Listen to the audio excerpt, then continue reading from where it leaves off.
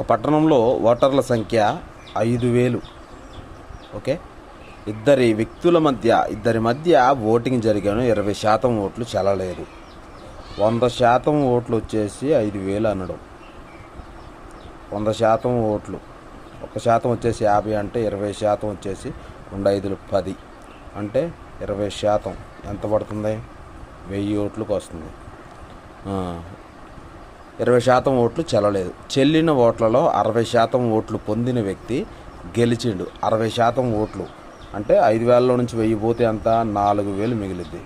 4,000 100% వచ్చేసి 4,000 అయినప్పుడు 60% ఓట్లు పొందిన వ్యక్తి 60% ఓట్లు ఉన్నాయి చూడు, అవి ఎంత? 60% ఓట్లు అంటే 1% వచ్చేసి 40 అయితే 60 ఇంటూ 60 చేసుకో, 4 6 24, 2,400 ఓట్లు 60% వస్తాయి.